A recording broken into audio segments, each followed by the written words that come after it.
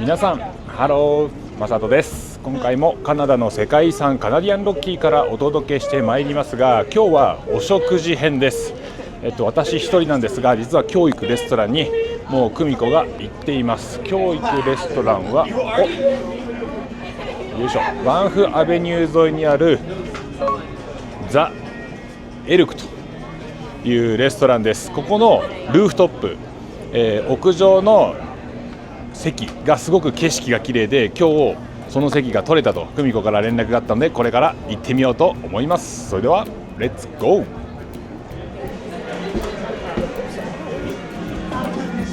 さあルーフトップに到着しましたが、久美子はどこにいるの？いたぜ。イエーイ。めっちゃいい席じゃん。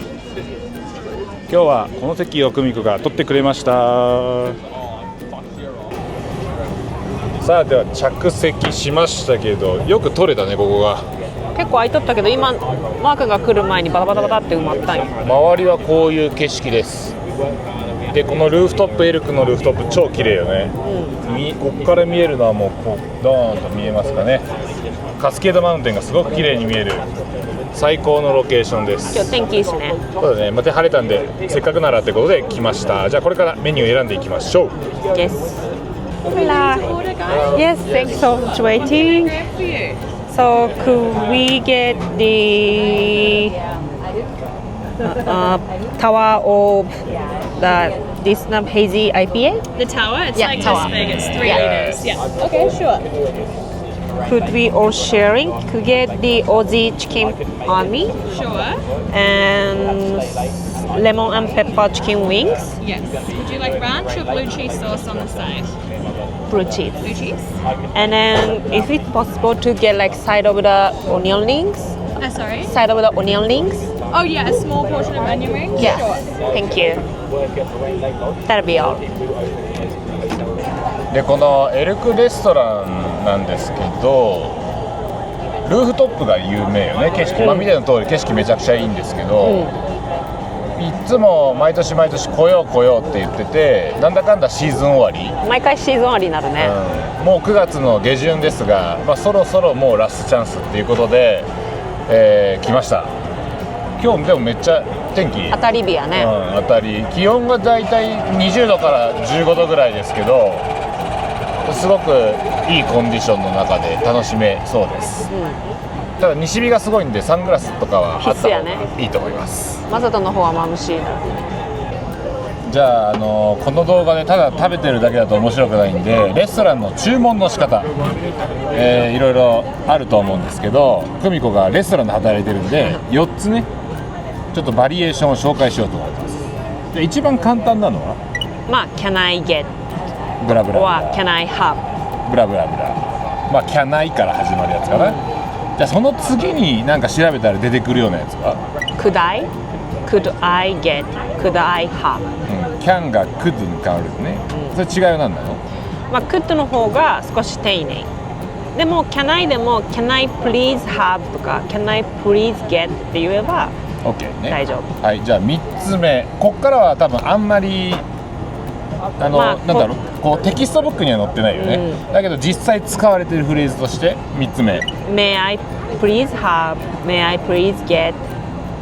can と could が may になるってことだね。日本だと私らの時だと教科書でなんか May I だとなんか May I help you っていうなんかいらっしゃいませっていう時のなんかその服とかのこっちが打診する、そうサービスみたいな感じであるけどっていう風に習ったと思うんですけど、結構こっちのこういうそのサービス産業的な環境だと結構みんな May I っていうのは普段でもすごい使います。スタッフ同士でもお願いする時にすごいだから May I please get なんちゃらっていうと、その同じ産業で働いてる人って言われることがたまにあります。そう、私なんか言われたことあるね、一回、もしかしてこういう同じそうサービス業で働いてるって言われたことあります。ここまで3つ紹介しましたが、これは何々くださいっていう最後にハテナがつく疑問形ですが、そうじゃないやつももう1個あって、じゃあ4つ目の実際にカナダで使われている英語4つ目、どんなのがある？ I'm going to do or I will do。いやもうちょっと実際に使われてる言い方で言うと I'm gonna do have とか I'm gonna do ブラブラブラ。と I'm gonna do 例えば I'm gonna do a beer とか I'm gonna do a salad。そうでも日本語的に言うとビールするっていう意味なんで、まあ、意味わかんないかもしれないですけど実際にはそういう使い方をするというのがあるので、まあ、こういう言い方言い回し英語勉強してる人なんかは試してみると面白いと思います、英語当然サーバーさんできる人ばっかりなんで、試してみると面白いよね、伝わったら嬉しいので英語できない私みたいな人ほど何それってなるんですけどサーバーさんそうじゃないので、こういう時にそういう違う言い回しトライしてみると面白いと思います。 Thank you. Yeah, is that okay? Thank you. There we are. Thank you. ナイス Yeah. 来たぜ来たぜ来たぜこの名物やねタワタワービールが来ました。どんぐらいあるのこれ3リットル。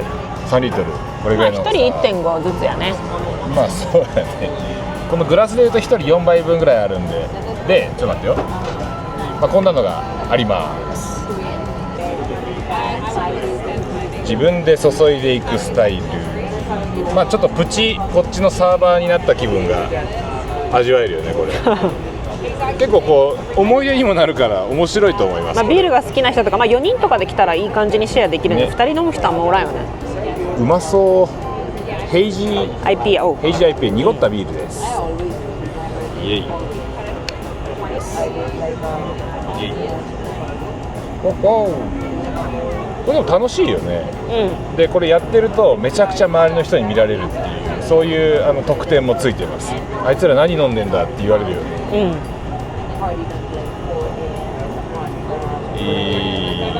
上手じゃん。よいしょ。でこっちのビールの注ぎ方のポイントは泡は少し。そう泡あんまり入れないようにしましょう。泡いっぱい入れると嫌われるんでこれぐらいがちょうどいいと思います。よしじゃあ乾杯。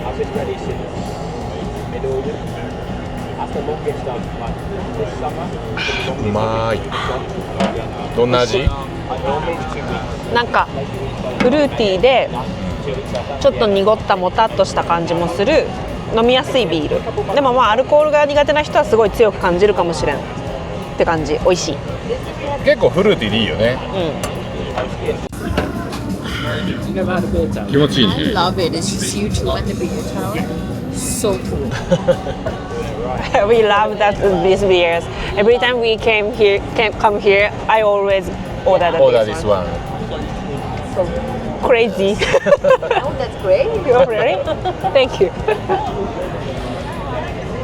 ね、今みたいにこのめっちゃでかいビール頼んでると声かけられるんですよね。超かっこいいねって言われてまあ日本人やったらこれ普通やけど多分普通の人からするとこれお前ら2人で飲むのみたいになるよねまあこのタワービール3人ぐらいかな3か4ぐらいで頼むことをおすすめします普通の人は。でここのルーフトップなんで紹介したいかっていうとバンフの大通りの歩行者天国がなくなったんですね今年の夏から途中からで来年以降もバンフの大通りにパティオ席って言って他の路上にお店が出なくなったんですよ。なのでこういう外で食べられるお店っていうのはかなり限られることになるので、今回このザ・エルクっていうお店を紹介しようということで、今動画を撮っています。でもここは本当におすすめ。景色もすごいいいし、で今こっちにしか見えてないけどあっちにも有名なランドルっていう山がバンフの中にはあるんですけど、その山もしっかり見えることができて、で本当に山々がすごい奥にもすごい見えるんで、本当に雰囲気だけでも楽しめると思う。そうやね。このカスケードマウンテンと、席によっては本当にねもう一個、2つバンフの象徴の山があるんですけど、それを楽しみながら食事ができる場所です。だからここのお店は来年以降もこの環境で食べることができるのでおすすめです。さあじゃあ食べ物が揃いました。すごいね、なんかめっちゃ食べるしめっちゃ飲むやつみたいなぐらいの量頼んでますが、今日頼んだのを紹介してください。これはレモン&ペッパーチキンウィングって言って、まあ唐揚げ、こっちの牛でドライスタイルって言って、ソースがかかってないレモン味とペッパー、胡椒のやつで、これは私たちがソースは何？ソースはブルーチーズソースっていうのを私たちは選びました。ランチソースってこっちでは有名なソースがあるんですけど、その2択が選べて、私たちはブルーチーズにしました。でこれはオニオンリングス、これはメニューにも載ってなくて、頼むことメニューにもあったんですけど、サイドっていう感じだったんで、頼めますかって聞いてこれをゲット しました。で通常このオニオンリングスはだから単品ではないのね。ない。何かのなんだろう、サイドディッシュ、だから何のサイド？だからサンドイッチとかハンバーガーの、ポテトの代わりにつくみたいな。横についてくるやつなんですけど、なんて言って頼むの？じゃあこれが欲しかったら。私の場合は If it's possible to get onion rings って聞くと思う。サイドオニオンリングス。でもオニオンリングスって言ったらどういうポーションかって聞かれるから、ジャストオニオンリングスでもいい。まあちょっとそういう頼み方も実はテクニックとしてはあったりします。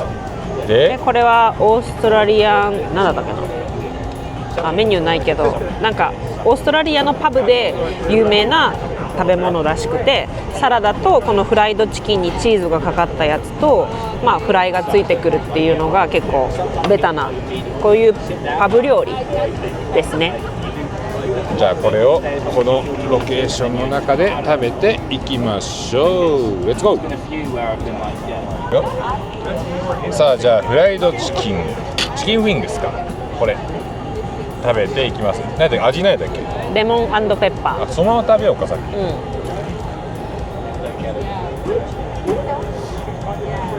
What do you think? うまい。うまい。なんかやっぱチキンは当然カリカリで柔らかいんですけど、お店によってこれもなんか若干違うよね。違うね。しかもいろんなフレーバーもあるね。大きさが。で今日はレモンペッパーといって乾いた粉、ドレッシングがかかってるんですけど、お店によってはなんだっけ、ホットソースとかはちょっとソースなんですよ。だからハニーガーリックとかね、そういう系だよね。そういうのはちょっとビチャビチャになるんで、意外とこのドライシーズニング、ドライなんていうの、シーズン調味料が、おすすめです。今日はレモンペッパー、これレモンペッパー、これ邪魔せずうまいよね。おすすめです。じゃあせっかくなんでこのレモンペッパーとこのブルーチーズソースちょっと試してみましょう。これね、割とこうなんかサラサラ系のソースです。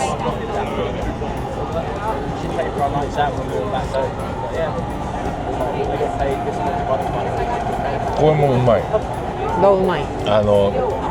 なんかこうレモンペッパーのこの、シーズニングが結構酸っぱい系なんですけど、ブルーチーズつけるとちょっとまろやかになる、重みが出るような感じがあります。でこのサイドにつけるこれソースなんですけど、ブルーチーズとランチソースっていうドレッシングが選べるんですね、大体。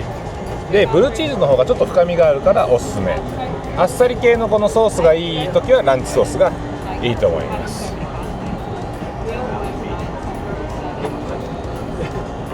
では私はオーストラリアンなんちゃらかんちゃらいただきます。これフライドチキンに多分もも肉のフライチキンでチーズがかかったやつです。逆だった。なんか違うとこで食べた時はなんかトマトベースの味がしたりとかしたんやけど、これトマトなのかな、ないね。いただきます。ちょっと大きいんでちょっと切り刻んだらすごい汚くなっちゃった。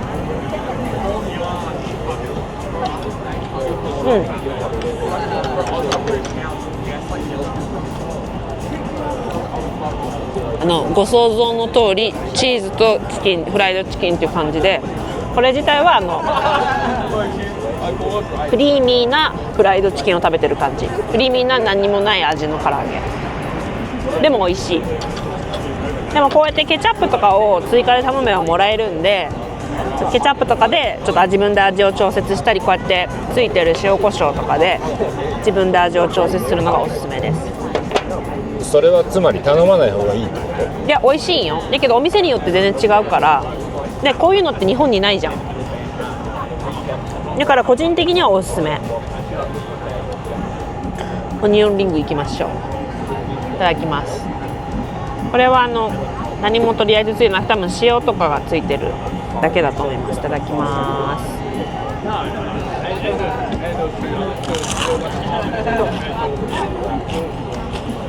うん、すごいクリスピーでサクサクで美味しい。味は多分このバッターにすごい味がついてるから、ケチャップ物足りないなって思う人はつけた方がいいと思うけど、私は全然これだけでも美味しいです。じゃあ最近のバンフ、なんていうんやろ、この歩行者天国が終わった後のバンフについてちょっと話していこうと思うんですけど、それからどう思う？それからどう思う？まあいいやバンフ大通りの歩行者天国が終わったのは9月入ってからよね、頭ぐらいなんですけど、そうやね。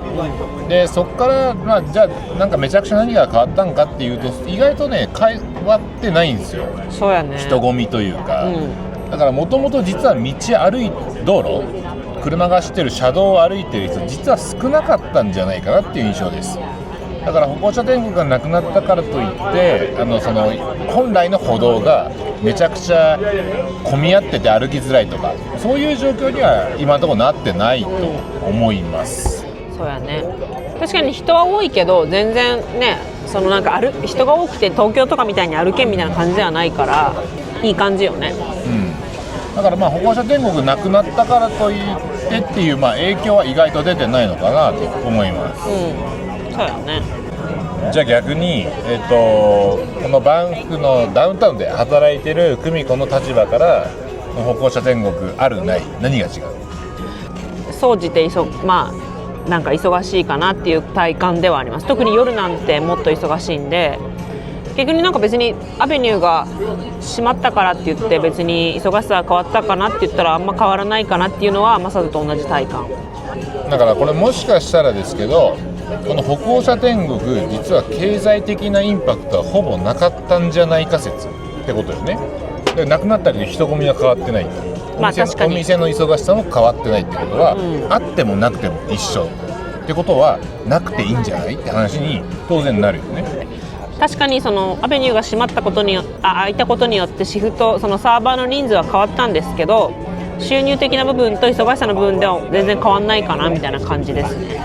だからトータル的に総じて忙しいっていうのが私の感想。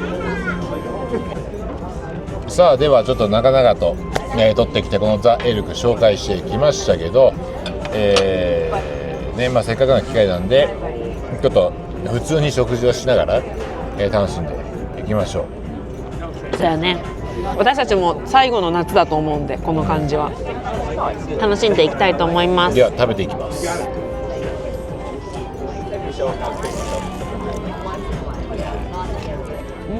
さあというわけで食事を楽しんできましたが、このザ・エルクっていうお店、どうでしたでしょうか？どうやった？よかったね。ご飯もなんかいい感じでお腹いっぱいになったし、ビールも美味しいし、またいろんな店、ブリュワリーってらしい人も言ってるなんかビール工場とは違って違うところのビールも楽しめるっていうのもね、いいポイントよね。そうやね。それやし特に今日なんかは、ルーフトップっていう屋上のお店で食べましたけど、景色が抜群にいいお店があるので、来るときはそのルーフトップ空いてますかって聞くようにしてください。このエルク、室内、室内も大きいよね。2階と屋上があって、2階は室内なんですけど、できたら夏に来るならルーフトップチャレンジした方がいいね。そうだね。ということで今日は、ルーフトップ絶景のレストラン紹介していきましたが、このチャンネルではカナダの世界遺産カナディアンロッキーから楽しいことをおすすめもしてるし紹介もしていっています。これからもどんどん紹介していこうと思いますので、よかったらチャンネル登録もよろしくお願いします。はい。それでは次の絶景&美味しい場所でお会いしましょう。バイバイ。バイバイ。